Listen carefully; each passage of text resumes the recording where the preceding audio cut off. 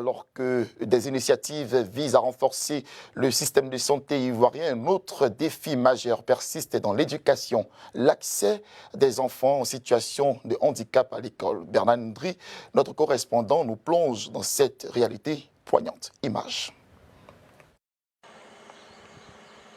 À 11 km de Daloa, dans le village de Keibla, une jeune élève incarne le combat quotidien des enfants en situation de handicap en Côte d'Ivoire. Zuzuko Ange Déborah, malgré son fauteuil roulant, persévère pour atteindre son rêve d'éducation. Pourtant, elle doit composer avec un manque criard de fournitures scolaires et l'absence de soutien adapté. C'est une élève qui travaille bien et pendant la proclamation des résultats de fin d'année, son résultat final, elle était deuxième de classe.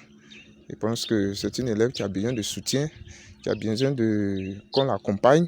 Sa mère, Zouzoua Zoku Alida, également en situation de handicap, voit en sa fille l'espoir d'un avenir meilleur. Elle lance un appel à l'aide pour que Déborah puisse continuer à rêver malgré les obstacles. Elle est née handicapée. Quand je l'ai accouchée, ses pieds étaient penchés. On a fait tout possible, ça ne pouvait pas. Maintenant, il y a un problème d'argent, donc on ne sait pas comment faire. Donc, on a envoyé de l'argent pour opérer ses pieds. Donc, il n'y a pas les moyens. Je veux que mon enfant aille à l'université pour devenir quelqu'un, pour me donner des mains.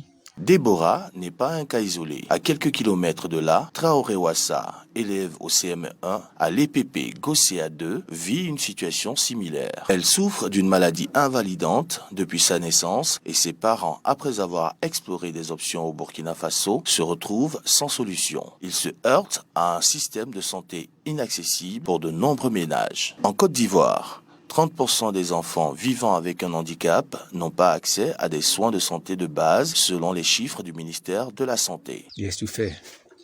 J'ai fait la Côte d'Ivoire. Même il n'y a pas un hôpital à Daloa ici, il n'a pas rentré pour dire qu'il y a soigné des enfants là. Même si c'est allé au Burkina aussi avec eux, pour revenir. Bon, moi-même j'ai fait radio même au central. Et puis j'ai fait une radio au camp militaire. On n'a pas eu maladie. Il m'avait donné un papier d'aller à Abidjan. On dit à l'hôpital là-bas pour aller prendre radio. Pour le faire radio là-bas. On dit la radio là c'est 250 000. Bon, tu ne crois personne à Abidjan. Tu n'as pas les moyens qui peuvent aller faire radio. Si on dit 250 000. Bon, donc tu as été logé.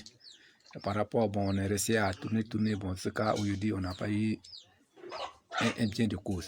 Au lycée 2 de Daloa, l'histoire de Touré Semo Ryan, élève de 5e, illustre une autre facette de cette lutte. Ryan, né prématurément, souffre de graves troubles auditifs. Son traitement, estimé à 20 millions de francs CFA, reste hors de portée pour sa famille, comme pour de nombreux autres. Selon l'UNICEF, en Côte d'Ivoire, près de 70% des enfants en situation de handicap n'ont pas accès à une éducation inclusive et adaptée. Dans chaque ministère, il y a un service social. Même le ministère de la Santé, il y a un service social.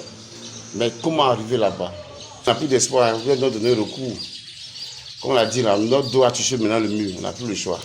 Donc, celui qui a nous aider à continuer à chercher les moyens, ces personnes pour qu'ils puissent nous aider. On va garder espoir grâce à vous.